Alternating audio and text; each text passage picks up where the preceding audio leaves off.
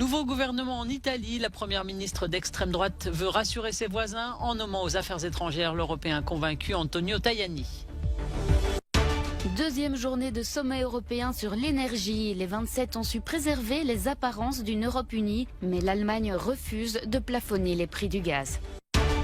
Les forces ukrainiennes progressent dans le sud en direction de Kherson, ville tombée très tôt aux mains des Russes au début de la guerre.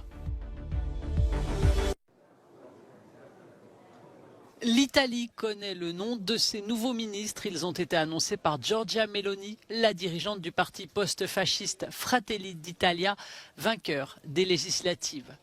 Giorgia Meloni, 45 ans, devient la première femme appelée à la fonction de Premier ministre dans l'histoire du pays. Cette Romaine a réussi à dédiaboliser son parti pour séduire les électeurs. Elle a détaillé la composition de son gouvernement qui prêtera serment ce samedi matin au palais du Quirinal. La première ministre devra gérer les égos de deux alliés capricieux, grâce à qui pourtant elle dispose de la majorité absolue tant à la Chambre des députés qu'au Sénat. Silvio Berlusconi, leader de Forza Italia, et Matteo Salvini, leader de la Ligue, parti anti-immigration, qui se voit confier le portefeuille de l'infrastructure et de la mobilité durable.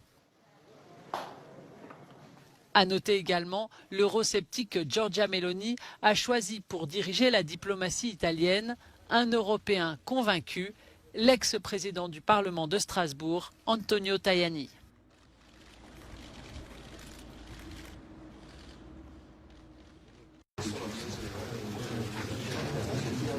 Les dirigeants de l'Union européenne estiment que les faits donnent raison à leur feuille de route sur l'énergie conclue par les 27 lors du sommet à Bruxelles. Accord extrêmement important avec un effet immédiat puisqu'on a pu constater dans les dernières heures une baisse significative des prix, ce qui montre qu'agir dans l'unité, agir en européen a un impact et bien sûr nous allons rester mobilisés. Les chefs d'État et de gouvernement ont su préserver les apparences d'une Europe unie. Le principe du plafonnement des prix du gaz n'est pas exclu. Les 27 demandent à la Commission de travailler à l'extension du modèle ibérique qui encadre les coûts de gaz destinés à la production d'électricité. Mais ce projet est assorti de garde-fous voulus par l'Allemagne qui ne veut pas d'une intervention sur les marchés.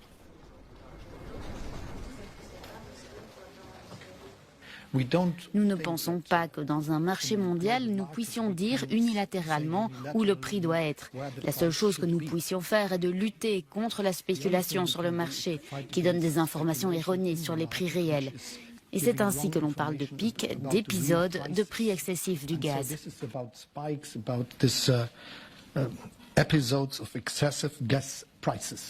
Les 27 s'entendent aussi sur le principe d'achat commun sur une base volontaire. Cet outil permettra d'ailleurs à l'Union de peser de tout son poids commercial pour négocier avec ses fournisseurs fiables. Les dirigeants ont clôturé ce sommet sur les questions internationales et en particulier les relations avec la Chine. Face aux défis géopolitiques posés par Pékin, les 27 réaffirment leur volonté d'indépendance stratégique à travers l'énergie, la défense et l'innovation technologique.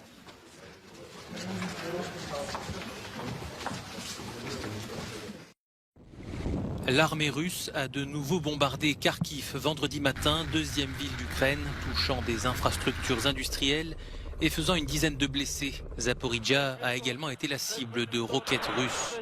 Moscou a engagé une nouvelle stratégie face aux avancées ukrainiennes, frapper massivement les centrales électriques du pays à l'approche de l'hiver. 40% du réseau ukrainien est paralysé. Une nouvelle approche qui coïncide avec la nomination le 8 octobre d'un nouveau commandant militaire russe.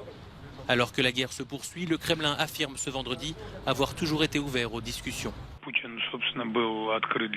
Depuis le début, Vladimir Poutine est ouvert aux pourparlers. Le président l'a dit lui-même à plusieurs reprises. À cet égard, rien n'a changé. Seule la position de Kiev a changé. Car la partie ukrainienne s'est engagée à ne pas poursuivre les pourparlers avec la Russie.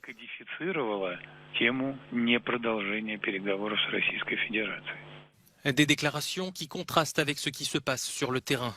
Kiev s'inquiète de l'ouverture d'un nouveau front au nord depuis la frontière bélarusse qui aurait pour but de perturber les approvisionnements de l'Ukraine qui arrivent principalement de Pologne. Il s'agirait d'une tentative de diversion orchestrée par Moscou selon les services secrets britanniques, alors que les forces ukrainiennes avancent rapidement dans le sud. Kiev a annoncé ce vendredi avoir repris près de 90 localités dans la région de Kherson. Cette ville, tombée très tôt aux mains des Russes au début de la guerre, se prépare. Les autorités d'occupation procèdent à des évacuations. Kiev dénonce plutôt des déportations forcées de civils vers la Russie.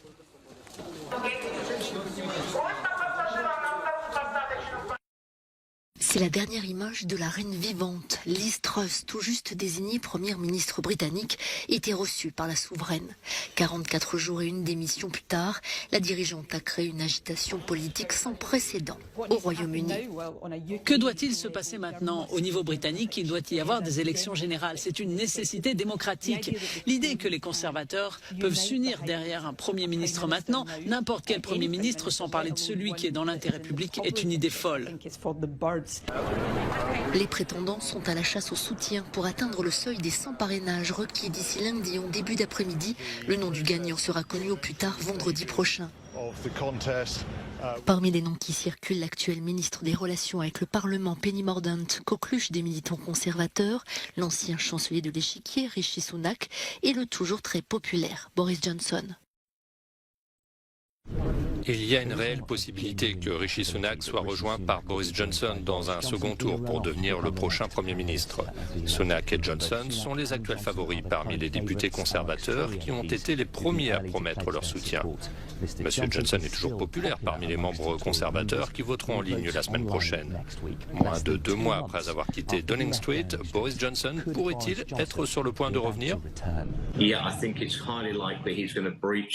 pense qu'il est fort probable qu'il dépasse le niveau de soutien de 100 députés, qui lui permettra d'être inscrit sur le bulletin de vote.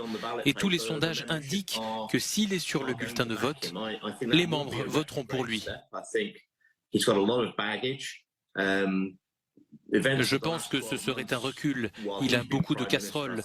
Les événements des 12 derniers mois, alors qu'il était Premier ministre, n'ont pas construit le pays. Mais les choses ont été si mauvaises sous Liz Truss que beaucoup de gens le voient comme une couverture confortable.